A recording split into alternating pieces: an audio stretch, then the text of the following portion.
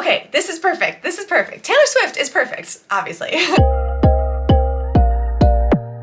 Hello, welcome back. My name is Dano. I'm a songwriter from Asbury Park, New Jersey, and I am so excited that you're here with me and that we're gonna listen to Taylor Swift's new album that is taking the world by storm, Midnights. So I'm actually recording this on Saturday, and the album dropped yesterday on Friday, and I saw an article that said that this album had the most number of streams in its first day as being an album in Spotify history. So you guys are helping Taylor Swift break records. It's awesome, and I'm so excited to finally listen to it. So before we dive in, there's 3 things that I just want to go over real quick. The first is that I do these reaction videos a little differently. I focus on the songwriting of the songs. So I'm gonna fast forward through most of the song and stop anytime that I think that there's something cool or noteworthy about the songwriting specifically, maybe some notes about the production or just other things that I think are really cool about the song. And the reason I'm gonna do that is because I believe that the best way to become a better songwriter is to do that, to critically listen to the artists who inspire you and bring you joy, and then learn what they're doing, learn their tips and tricks, and then you can apply that to your own music. So that's what we're gonna do today. The second thing is that I love Taylor Swift, but I don't know any of the backstory, okay? I don't follow her personal life. I don't know the true meaning behind any of these songs. I'm kind of going in it blind. So I need your help. If you're a diehard Taylor Swift fan, if there are things I'm missing, like little things about this song that have call outs like past relationships or anything like that, I need you to let me know in the comments what they are. Educate not only me, but the other people that are watching this video. Can you do that? I knew I could count on you. You guys are the best. I can tell already. And the third thing is that you should be my friend on Instagram. I have some other stuff over there. If you're writing a song and want to show me some of your music, you can DM it to me. You can just connect and say hi. I do some other stuff there, like we're doing like a Year of Years playlist project, which I'll tell you more about over on the gram. And also, you know, that's where I post like little clips about what I'm working on as a songwriter. But without further ado, we are gonna dive in. So get yourself nice and cozy. Get yourself a cup of coffee or something to drink. I have my namaste in bed coffee today, but I couldn't namaste in bed because I had to listen to Taylor Swift today. Wait, there's one more thing I forgot to mention. This album is produced by Jack Antonoff, which like, what does he not do? He literally just produced the 1975's album that dropped last week, and that album was fire. I did a reaction to it here if you want to check it out, but you should listen to the whole album because it's amazing. And like every time I hear an album, I'm just like, wow, this album blew me away. Jack Antonoff, like he's the man. But anyway, let's dive in. I can't wait any longer. The first song is called Lavender Haze. Ooh!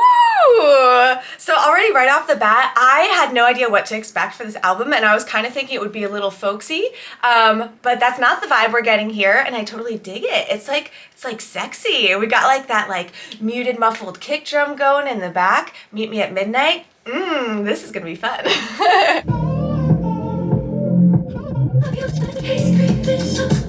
Ooh, awesome. Okay, this is so cool. So Taylor Swift could have said, "The lavender haze creeping up on me," but she didn't. She had it staccato. "The lavender haze creeping up on me." Very cool stylistic choice. Not something that you would expect right off the bat, but because it's like staccato, it makes it feel like ultra sexy and like a little dancey. I know I'm weird. Just let me be me. And I love those harmonies on Haze. That's awesome. I don't know what she means by Lavender Haze. Maybe I'll know by the end of the song. If you know what she means, let me know.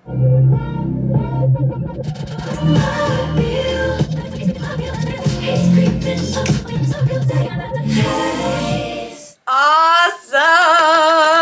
If this song is like setting the tone for the rest of the album, I am here for it. I am here for it so much. By the way, I did have to look a little bit because I had to know what Lavender Haze was. So apparently Lavender Haze is like a classic 1950s phrase, which makes perfect sense given the lyrics of this song here. And it was actually inspired by a line from a Mad Men episode, which brings me to a very important point as a songwriter.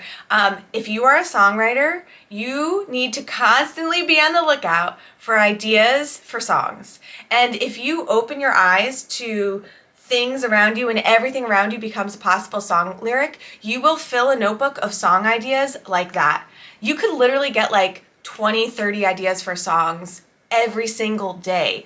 You can steal them from conversations that you have with people. They can be inspired by lines in movies, lines in songs. You can call out other artists in songs, things you see in nature, things that you see on the billboard or in ads. Literally everything could be a song. So if you're a songwriter, I want you to view the world as if it's just the universe giving you all these lyric ideas nonstop. Have a notebook handy to write them down. I have a little list thing on my phone, and you'll be amazed at how much inspiration is out there. It's really awesome. All right, well, I can't wait any longer. Let's dive into the next song. Number 2 is Maroon. I love the vocal sound that Taylor Swift had in both the last song and this song, and I have a feeling that this sound will kind of stay the same for the rest of the album, but it's very dreamy. It's very like reverby, it's wet, it's like spacious, and I love it. I guess that makes sense since the title of the album is Midnights, that it would feel dreamy, but I absolutely love it. I love this vocal sound. I was dancing with so scarlet. I love these lyrics here. This is so cool. Okay, so the song is called Maroon, obviously. But I love how she basically lists all the things that kind of share that shade of color. The burgundy on my t-shirt, when you splashed your wine into me, how the blood rushed into my cheeks so scarlet. It was the mark they saw on my collarbone. We all know what that is. The rust that grew between telephones, the lips, I used to call home so scarlet, it was maroon. I love that. I love that. So I teach songwriting, and I can't tell you how many times some of my students are inspired by colors and they want to write a song that has something to do with colors. I can't wait to take this and bring this back to them as an example of something that you could do to play with that. Very, very cool.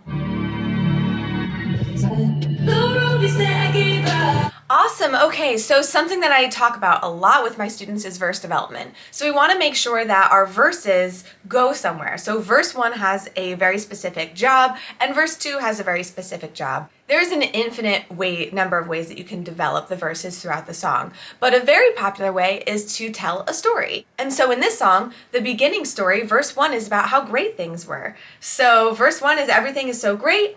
And the chorus seems pretty great too. It's talking about this relationship. So all of a sudden in verse 2, there's a new detail, which is that things were not good. When the silence came, that's when it starts. And we're like, uh-oh. So now all of a sudden, this song changes meaning in the second verse. It's a really, really exciting way to keep your listener engaged because the story is going somewhere. Now we want to keep listening to find out what is going to happen with this relationship. Are they going to get back together? Is it toast for good? So anyway, really great verse development by Taylor Swift here. Okay, this is perfect. This is perfect. Taylor Swift is perfect, obviously. But usually choruses repeat. Like 9 times out of 10, it's like the same exact thing front to back. But this chorus is a little different, and there's a crucial key phrase that changes the entire meaning of the chorus. So in chorus 1, it starts with, and I chose you, the one I was dancing with. And then the second chorus is, and I lost you, the one I was dancing with. So everything else is the same, but the whole meaning of the chorus is changed by that very first line in there. So what an awesome way to give the second chorus a completely different meaning from the first by changing one simple word. Awesome. And I love the third chorus. So now we take off that first line. So it's just talking about all the things that are maroon. And it's very like, the burgundy on my t-shirt. Like it's sad. Like it's like depressing. She's not even singing up high and showing off her voice. It's just low and heavy here. Taylor Swift is a genius.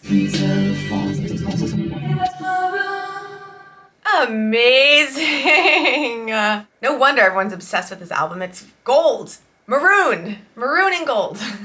I'm so lame. Okay, up next is Anti-Hero. I just wanted to comment on the drum sound. So far, at least these first 3 songs, Taylor Swift isn't using like a classic drum kit. She's using like an electronic drum kit or the drum sounds. And I think that's really cool. And I love seeing when artists do this because I don't have access to a drum kit when I record at home myself. So I love seeing examples of artists having like drum samples and sounds in there that just sound perfectly beautiful and awesome, and something that you could literally do on a computer. So if you're someone that wants to produce your own music, just dive into like GarageBand or BandLab and start messing around with the sounds on there, and you could get something super cool, super cool.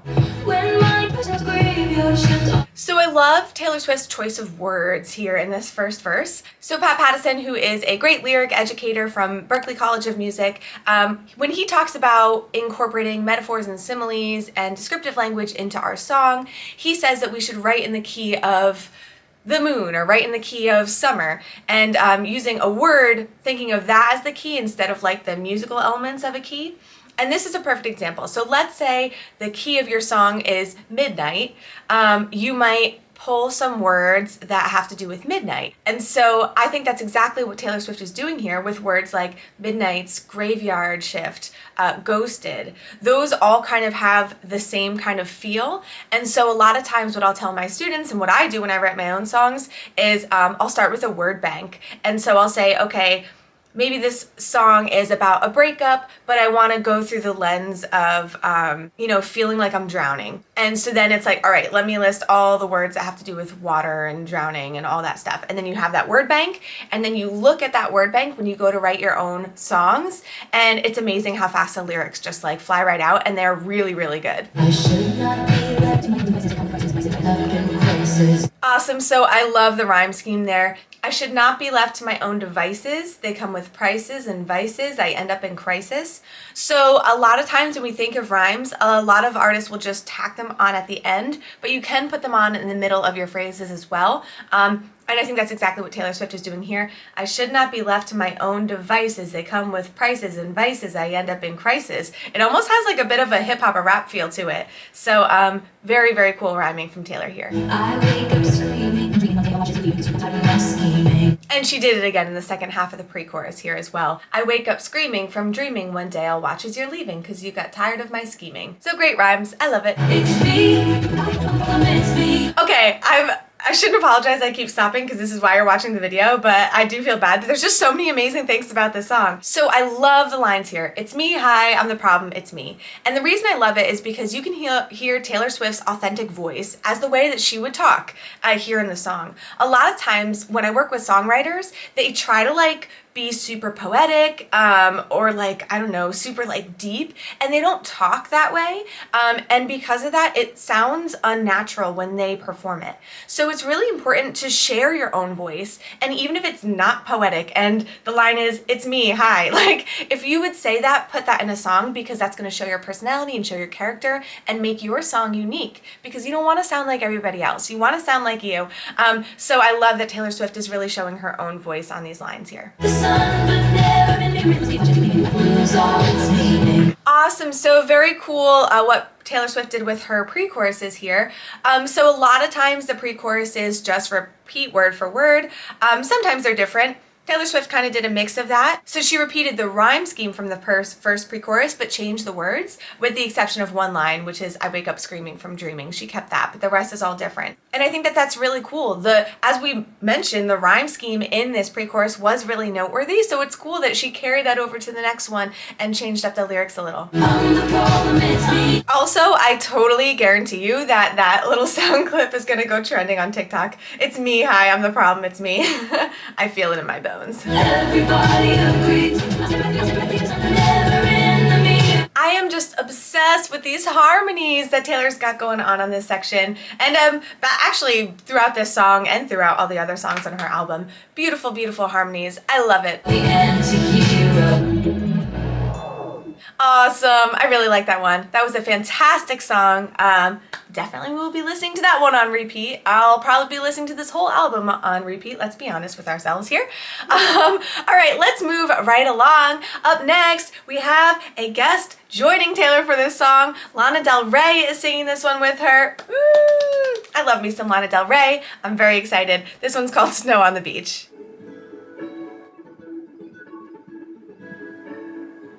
I love these sounds here. It sounds so dreamy. Everything sounds really far away. Like you've got like some plucked strings, I think, far away. There's like something higher up, maybe like a plucked guitar, or it sounds like a little shimmery, and it's very far away. So it feels very dreamlike. I'm obsessed. Obsessed. One night, no sound, it's all around. I'm obsessed with this song.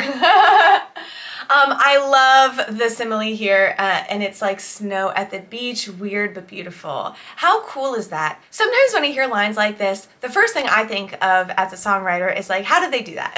Because I want to learn, or at least try to guess how they did that so that I can write similar to that. And I'm taking a shot in the dark here, but I would guess that you come up with ideas like that by just being very observant at the world around you all the time. Because the more observant you are at the world, the more you're writing in a journal, just free writing, and you're just taking note of everything around you. All of that can be into your songs. So I don't know how Taylor Swift actually came up with that line, but at least for me, it's just a reminder for me to continue to be observant about the world, make sure that I'm taking time to free write every single day. I do it when I first wake up in the morning, very religiously, and free write in different places. Free write on the beach, free write at the park, or wherever you can. Maybe even just take a walk and then come back from your walk and free write. So anywhere that you can get inspiration, the world has all of our answers for coming up with really cool song ideas, I think, in my humble opinion over here. But anyway, I love that line. It's just incredibly gorgeous.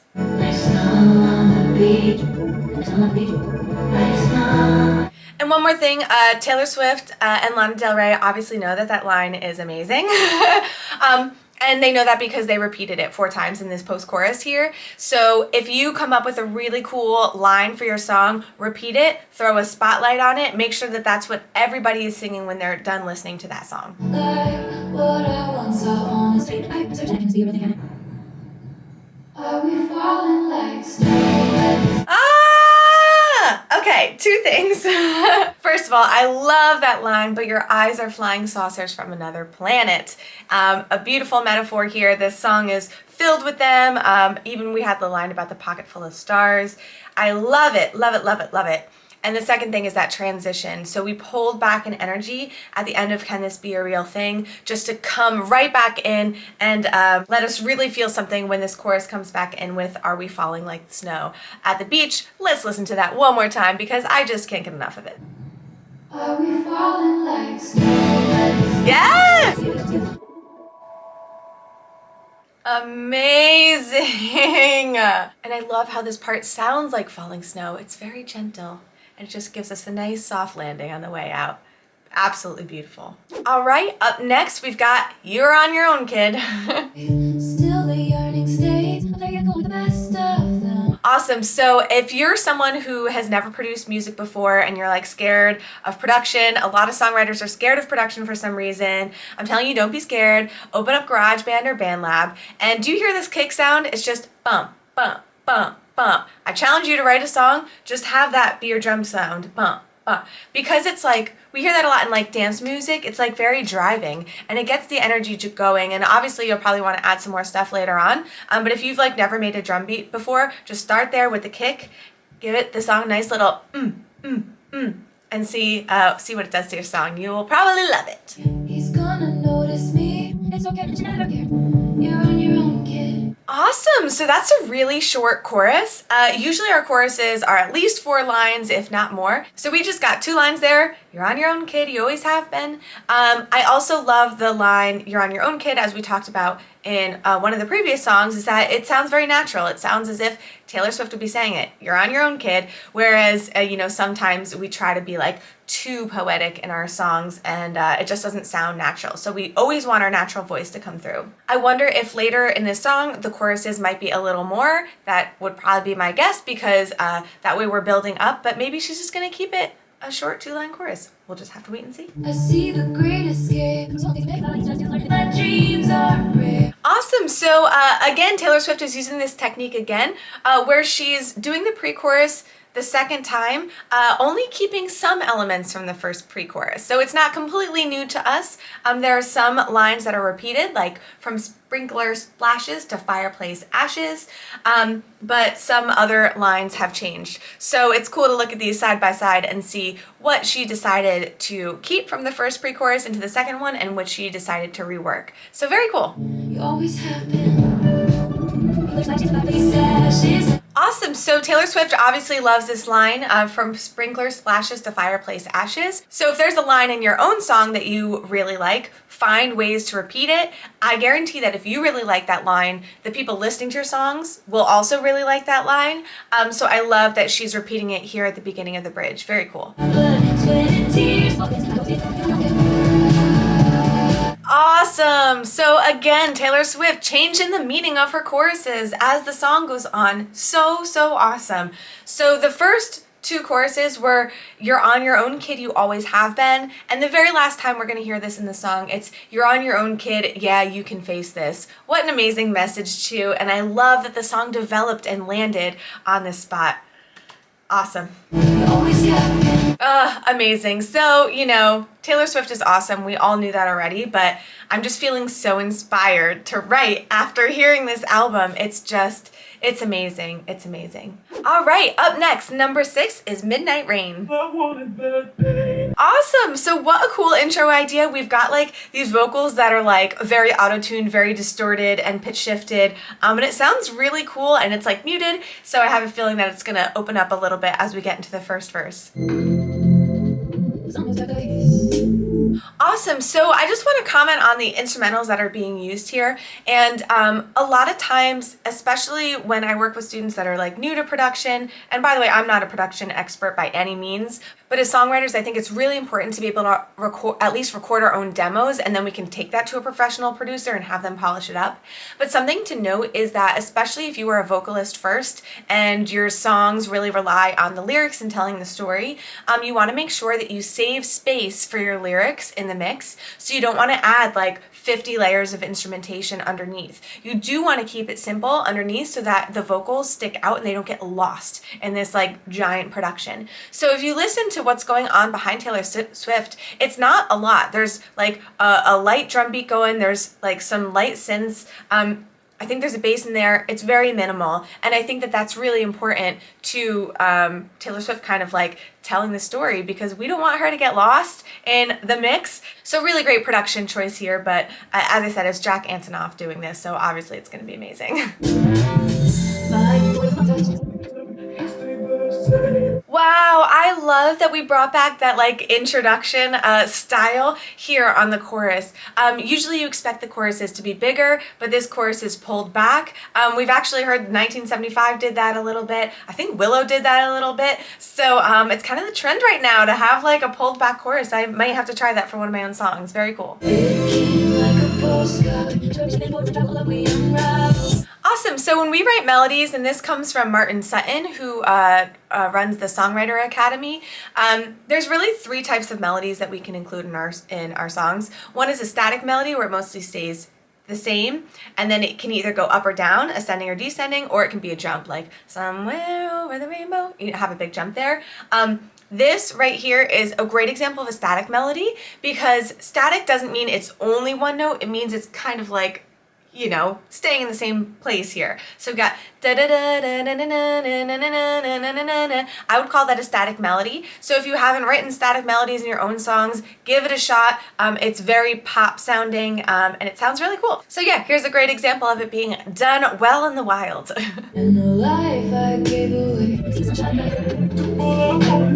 Awesome, very cool. So now in this chorus, we've got it sung normally, and then we go back to that cool effect with like the auto-tune and pitch shifted things going on there. So awesome, very creative. Nice, and we end with a classic fade out ending.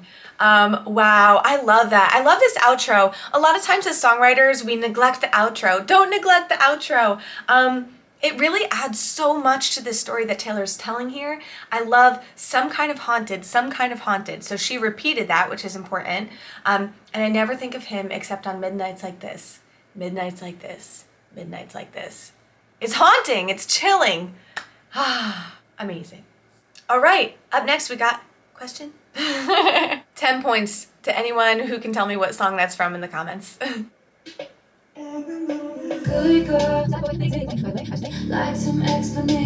Awesome, so a very classic chord progression that we hear very often in pop music is 1, 1, 6, 4, 5, 1, 6, 4, 5. In fact, the 1, 4, 5, and 6 chords are the most common that we ever hear in pop music and contemporary music. And it's a good thing that we hear those because our ears like them, so we want music to play those chords. But we also want to switch it up and have it be a little bit different. So in this chord progression, Taylor Swift changed one of the chords in that classic chord progression. So instead of going 1, 6, 4, 5, she changed the 4 to a 2. So it's 1, 6, 2, 5, a little low for me.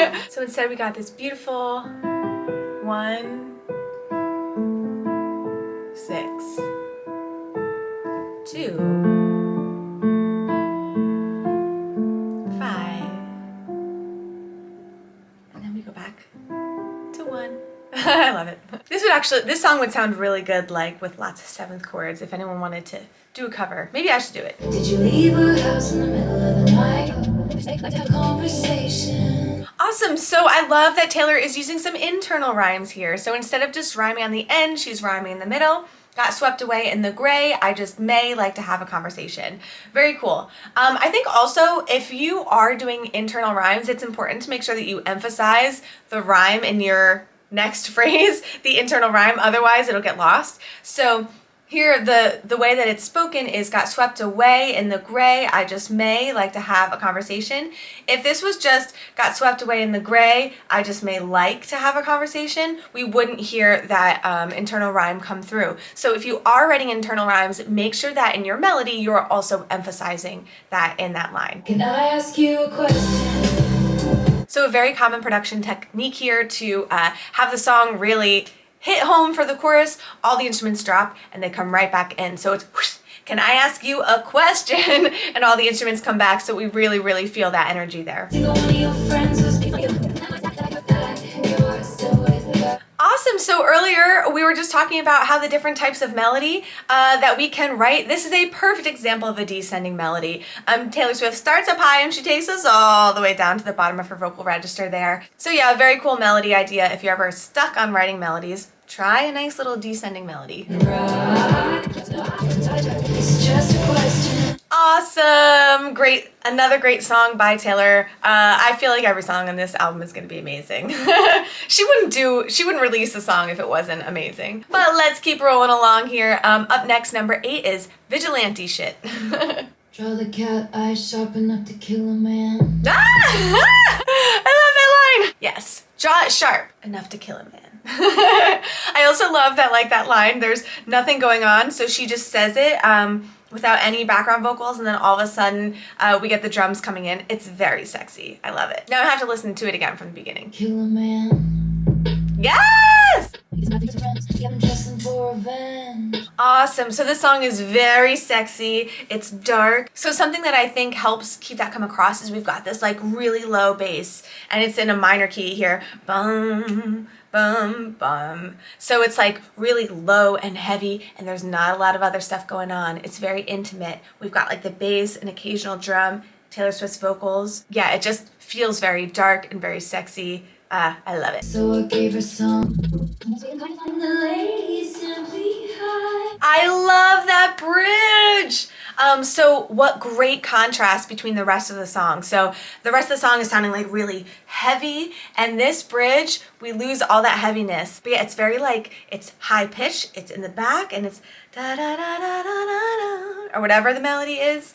Very mysterious. I love it. I love it. And I'd also love like the heaviness, all that heaviness drops out, so we lose that bass and that heavy kick there. Awesome. Someone sweet and kind and fun.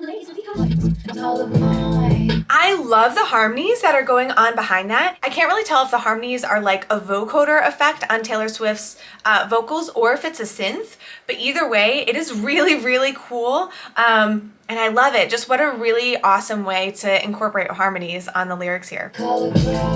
It's probably some type of vocoder, I think. And I don't dress for villains. I've been dressing for revenge. Awesome, awesome, very cool. Let's keep going. Up next, number 9 is Bejeweled. Baby love. I love the contrast between like that high glittery sound and then like the kick and bass that come in right next. We love contrast as listeners. It just makes us so happy. And I'm a sucker for it every time. Over my peace of mind. Awesome. So I love the language that Taylor Swift is using here. The topic of the song is Bejeweled, and we have language like, best believe I'm still bejeweled, I can still make the whole place shimmer, diamonds in my eyes, I polish up real nice. So she's kind of like using language from that theme throughout the chorus here, and I love when songs do that. It's really cool.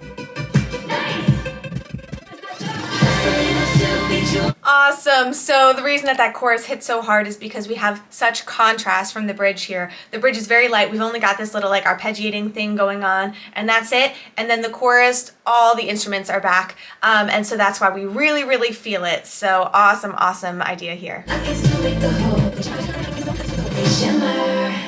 Awesome. I love that fast ending with shimmer, everything cuts out, and in the background there's like some little glittering sounds that are kind of hard to hear, but awesome, awesome. So because of the power of editing, you guys won't even notice, but I have to go to brunch, which I'm so excited about. So I'm gonna go to brunch, then I'm gonna come back and finish filming, and I might have had a few mimosas in me at this time, so the second half of this reaction here might get a little silly. But anyway, power of editing, I'll be right back. And we're back. It's a new day though, for me, not for you. You know, brunch, got a little brunchy. You know how brunch goes. Brunch turned into drinks, turned into going to the farm with my niece and nephew, turned hanging out with my in-laws. So here we are, but I've been dying because I haven't finished listening to this album yet. Oh my goodness. All right, so I'm ready to dive right back in. Number 10 is Labyrinth. By the way, one of my favorite movies of all time is Pan's Labyrinth. So I already feel like I'm gonna like this song. I am loving this like light, airy vocal sound that Taylor's giving us on this verse. Gorgeous. I also love, we had the instruments pull back in the chorus. She's done that before on this album. I really, really love that effect. It almost makes you like need to lean in to listen to the chorus when those instruments are pulled back. It's just really cool, in my opinion.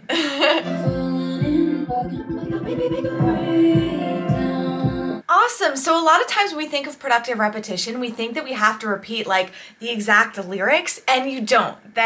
Productive repetition is so much more broad than that. And this is a perfect example. So in verse 1, we have the line, breathe in, breathe through, breathe deep, breathe out. And in verse 2, we have the line, break up, break free, break through, break down. So it has such a similar feel, but we've got some different words. It means something else, but she's still kind of keeping that like rhythm and like the directional thing going up with either breathe or break. So that is a great example of how you can use productive repetition by changing the words itself when you do your repetition. All right, so again, we've got a really beautiful descending melody there. Taylor seems to like the descending melodies. I do too, I'm here for it. But what I love about this is she then switches to a jump melody where she jumps a few notes upwards on the word bounce back. So I love when artists do that. You can really use your melody to help tell the story that your lyrics are trying to convey. So jump on a bounce. Seems like the perfect melody choice to me.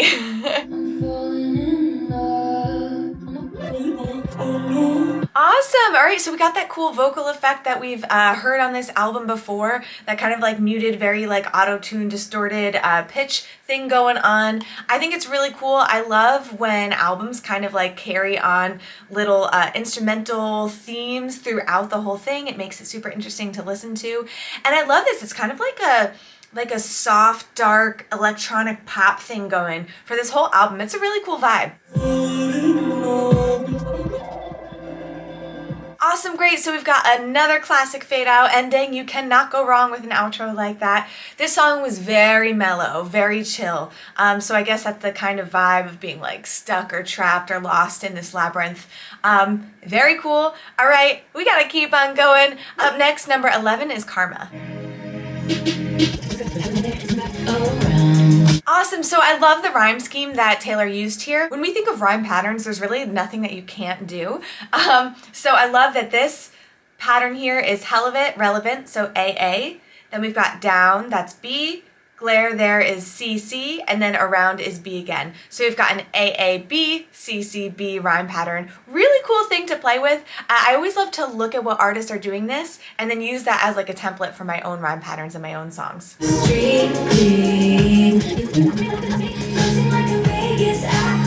Awesome, so this chorus is just littered with metaphors all over the place. Karma is my boyfriend, karma is a god, karma is the breeze in my hair on the weekend, etc., etc. So I think that playing with metaphors is a really cool idea, something that you could do in the brainstorming phase too of your lyric writing. So if you have no idea what to write and you know you want to do metaphors, just start a list, like karma is like, and then just start listing off a bunch of stuff. Play a little brain game with yourself, see how many you can get, and then all the ones that you like you can go incorporate into your lyrics. So yeah, I just love that this whole chorus is all metaphors and similes too. Awesome. Okay, so two things I wanted to mention about this bridge. First, productive repetition on Ask Me as the line starter here. The second thing is a lot of my students aren't sure when they should have a bridge on their song, if they should have a bridge in their song, and if they do, what it should say. Although, you know, with songwriting, there really are no rules. You can do whatever you want, whatever your heart desires, but a lot of the times the bridge will incorporate a new idea or a different perspective of the song. So this whole song is basically, to me, at least in my opinion, is about this person who kind of did all this stuff to Taylor, and then the chorus is like, karma's gonna get you or whatnot. And then the bridge is basically like, did this help me in any way? Like, why me? So it kind of introduces like a new comment on this whole song, and bridges are really, really a great place to do that. Karma is the guy on the screen. Again, this breakdown here, we've got a ton of more metaphors and similes, so that's kind of like the theme of this song. Awesome! Another great song, and again, I'm just loving all like the instruments and the synths and the electronic sounds that are being used. Super cool. All right, we got 8 songs left. Let's keep going. Up next is Sweet Nothing. I am obsessed. I love when instruments do this. When you have a little melody in the instrumentals that matches the melody that's being sung by the vocalist. It's a really cool effect. A lot of times when we write instrumental parts, we think that we have to do counter melodies and we have to do something different, but you don't always. You can just enhance the actual vocal part by playing that in the instrumentals. So yeah, I absolutely love that. Awesome, so we've got that hook of Sweet Nothing. It's the title of the song, and that's repeated twice at the end of each stanza in the chorus here. Awesome, so again, we have like the repetition of the oohs at the end of the verses. That's really cool. And also this verse is notably shorter. A lot of times artists will have a shorter second verse. So just something to think about when you're writing your own songs.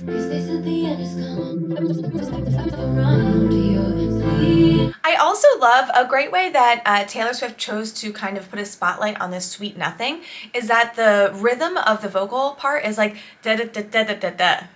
Da da da da da da da da da da da da da. So the Sweet Nothing is like the longer part, and because you switch up the rhythm there and slow it down, it really emphasizes that hook. So very cool idea. All that you ever wanted from me was sweet nothing. Awesome. That song was very sweet. I loved it. All right. Up next, number 13 is Mastermind. Again, we've got this kick on 1, 2, 3, 4. I've heard that a few times throughout this album. A really, really subtle like percussion idea. If you just want your stuff to not be like super drummy and big, but it needs a little groove, throw a soft kick on the 1, 2, 3, 4. Can't go wrong. I ended up, you saw me ain't nothing. Awesome. So the melody that we have in the chorus, very static melody, da da da da da da da da da. But then we spice it up with a little jump, da da da da da da. So very cool. Static melodies are so popular in pop music. We hear them all the time. So here's a really great example of how you can do that and make a catchy chorus out of a static melody. Saw a white smirk on Awesome. So I love how Taylor changed the meaning of the very last chorus. All the other choruses are about how she's the mastermind. And then the very last chorus, we get this piece of information that the other person knew that she is a mastermind. So that kind of changes the whole meaning of the song and the chorus. I love when songs don't reveal everything so that we don't get it until the end. And it kind of helps the story go and keeps us interested from the beginning of the song all the way to the end. So great lyric writing as always with Taylor. But we're gonna keep on going. Up next is The Great War. my knuckles were bruised like flashes of the battle. Awesome. So Taylor Swift is obviously very good at descriptive writing and at using metaphors in her song. What I really like is this whole song is a metaphor. So the whole song, it's called The Great War. I can already tell that like all the lyrics are going to be in the theme of war. So you're going to hear a lot of metaphors and language based on that. I think we talked about this earlier, but if you wanted to do something like this, you know, you could brainstorm by saying like, I'm going to write in the key of war. And then you make a word bank of all the war related nouns, adjectives, verbs that you can think of, and then as you're writing your song, use that to come up with metaphors and just lyric ideas in general. So that's exactly what Taylor Swift is doing here. I have no idea how she brainstormed, but that's how I would do it if I wanted to kind of copy this technique. Shed crimson on the I really thought Awesome. So we just talked about this in the other song, but a bridge is a really cool place to kind of add a different element to your story, a really important detail of your story. And that's exactly what Taylor's doing here. This bridge is kind of all about like the ending. So we have this whole song telling the story, and the bridge is kind of talking about how it ends here and how she thought she lost that person through the metaphor of war and battle. So really, really cool bridge idea. Taylor Swift is just really good at her lyric development and her verse development and telling a story through song in general. So love this song for that. we can plant and great war. Awesome. So Taylor did this actually in Sweet Nothing too, where she highlighted the hook, which is Great War, by slowing down the pace. So it's like da da da da da da da da da da da da da. And so since the rhythm on that vocal part is slower, it stands out and puts a little spotlight on that hook. So it's very cool. There's so much you can do with vocal rhythm. So just make sure you're playing with it when you're writing your own music. Awesome, awesome. I really love the lyrics in this last song. But anyway, we gotta keep rolling, okay? Up next, number 15 is Bigger Than the Whole Sky. No words and beautiful bye. You are bigger than the whole sky. I love that vocal melody. We got this ascending. Goodbye, goodbye, goodbye.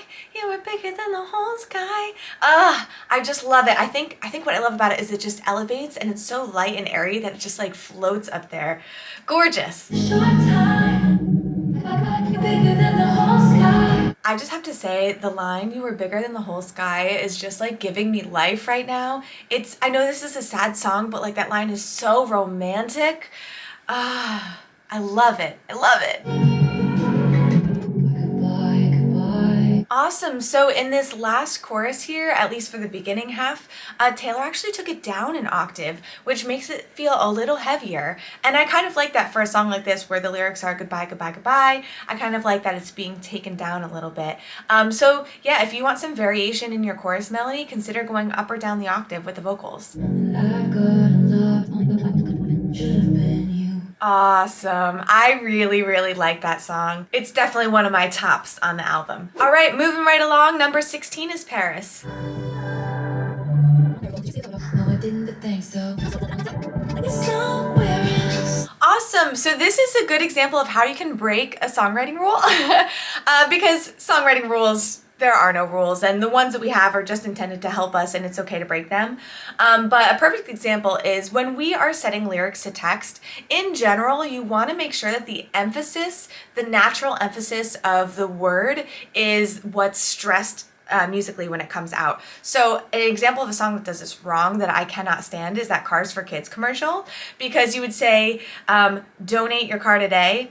And the commercial actually accents the word Nate. So it's like, donate your car today. And you're like, no, just change the melody so it's donate your car today. But anyway, going on a little tangent. Here, if we were to say the second line, naturally it would say, like, we're somewhere else. And the emphasis is on the word some. But here, because Taylor is rhyming with the word Paris, the emphasis of Paris is Paris. And so she's rhyming that with somewhere else, so she has to say somewhere else so that it matches the rhyme scheme of Paris. So if you are going to break that rule of having, the stress on the wrong syllable, it just needs to be an intentional choice. Don't let it be an accident. Let it be a thoughtful choice. Like right here, Taylor Swift was probably like, it needs to be somewhere else so that it rhymes with Paris. Makes perfect sense, and it sounds good in the context of the song. So I love seeing examples of how you can take a songwriting rule and break it so that it works best for your song. Privacy sign on the door. I mean the kind under. Again, Taylor Swift is just really, really great with her conversational tone in her lyrics. You can really hear her voice, her natural speaking voice coming through, and I think that's really, really important to remember as a lyricist. We have the line, I mean the kind under where a tree has grown. That's something that you would say. It's very conversational. We also had the line, no I didn't but thanks though. So just keep that in mind when you're writing your lyrics. Don't try too hard to be poetic unless you are a poet and that's how you naturally speak or what you're going for. But 9 times out of 10, you just want it to sound really natural, like you're having a conversation.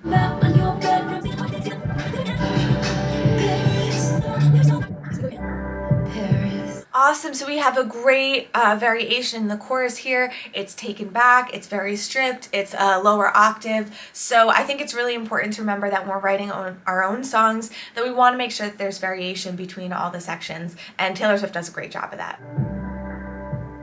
Awesome, another classic fade out ending, can't go wrong. Another great song from Taylor. All these songs are awesome. We're gonna keep rolling along. Up next, number 17 is High Infidelity.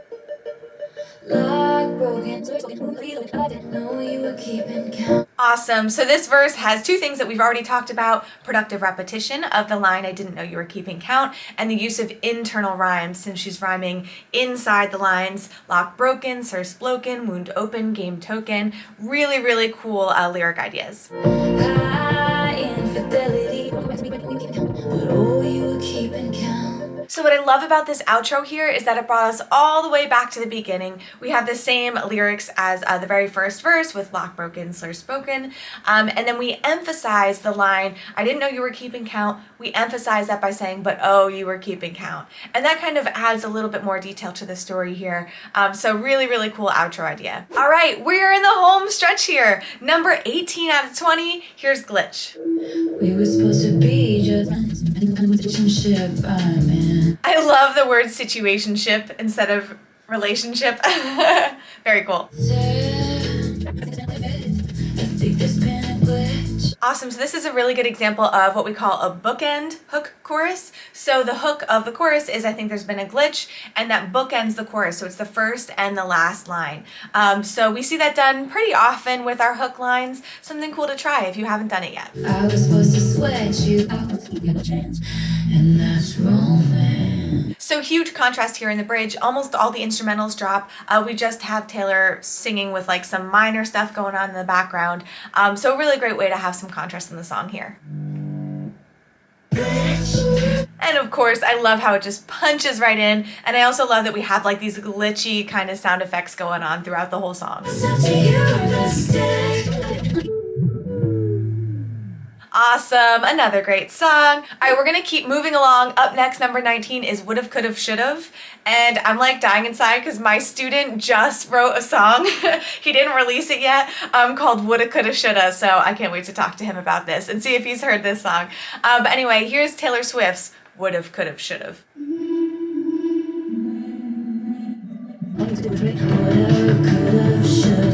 Awesome, So I love that the title of the song and the hook is actually embedded in the pre-chorus. Usually you don't hear it in the pre-chorus, so I think that's really cool that Taylor Swift did here. And then of course she has like the words would've in the verse and the chorus as well. But I like that the song title is actually in the pre-chorus.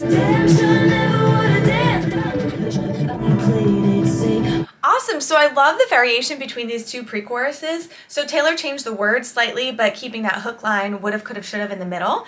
But the first line has religious related words. So the first one is, all I used to do is pray, and then woulda, coulda, shoulda. And then the second version of the pre-chorus is, oh, you're a crisis of my faith. So I kind of like that she kept that theme going, but she changed up the lyrics to switch it up. Really cool idea.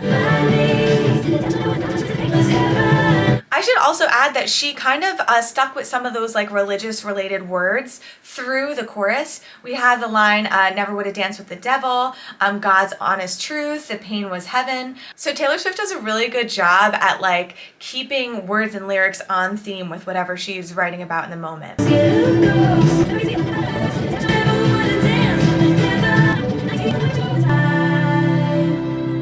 Awesome. So I love that Taylor actually took the bridge and then turned it into an outro. Really, really cool idea. And she also repeated it a few times. And on the second half of that outro here, she actually did a variation on the melody. So it continued to be interesting to us as listeners. So very, very cool. So I am so sad because we only have one song left. Number 20 is Dear Reader. But before we dive in, if you made it this far in the video, mwah! I love you so much. Thank you so much for hanging out with me. I hope that you enjoyed listening to this Taylor Swift album alongside me, and I hope that you learned something helpful here. I know I definitely did. But if you could just take a moment to like and subscribe this video, it means the world to me and it really helps me grow my channel, and I'm so grateful. And please DM me, say hey on Instagram. I've got a bunch of other stuff over there. We're doing like a year of years playlist thing where we're going back in time and listening to music from 1950s until we catch up to today. You can hear some of my own music, and we could just stay in touch and be friends and talk about songwriting because that's all I love to do. But without further ado, we're gonna go right into number 20 here, Dear Reader, which sounds like, I don't know if anyone is Bridgerton fans in here. I am, and that's what that title reminds me of. I have no idea if it has anything to do with Bridgerton at all, but anyway, let's just listen. Dear reader, I love this verse. First of all, she's repeating the hook, Dear Reader, multiple times here. But it also sounds like she's talking directly to us as listeners. She's kind of dropping some words of wisdom on us. And it feels really special. So thanks, Taylor. Thanks for that. falling apart. Who's falling apart? So wonderful. I love that chorus so much. I love it so much. So first of all, we got the pulled back chorus, which I love to begin with. This whole album is very like electronic sounds, so we've got a little bit of auto-tune on Taylor's voice. It's not like T-Pain style, but just a little bit to give it like that electro feel. And then we layered the vocals with the octave underneath, and then she just goes off on that last falling apart. So yeah, I love that chorus. It's so, so interesting to listen to. We're hiding in plain sight.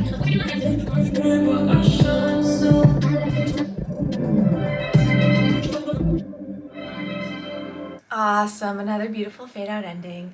I love this song a lot. What a great track to put at the end of the album here. I love the lyrics. Taylor is just giving us advice from Taylor, including not to listen to her, not to take her advice, which I do appreciate because I think that it's important for us to be inspired by our artists and the musicians who make great music and make us feel things. But we also need to be able to think for ourselves and be able to take that advice and take what helps us and then leave what doesn't and what's not useful for us. And so it is really important that although we are inspired by all of our artists and these wonderful musicians, we don't want to put them too high on a pedestal because they're their own people and you are your own person as well. And so I really love this message of the song here. Overall thoughts of the album, I think Taylor Swift is just showing off her lyric prowess, is that a word? In this album. She's such a phenomenal lyricist. Her verse development is beautiful. Her rhyme schemes, her ability to use metaphors and descriptive language in her songs, it's absolutely gorgeous. I love the electronic feel. I'm obsessed with Jack Antonoff. There's nothing that he's done that I haven't liked so far. But anyway, that's all I've got for you. Thank you so much for sticking around with me. I hope you had a good time. And always remember, trust yourself, be yourself, love yourself. You got this. Mwah! I love you, and I'll see you next time.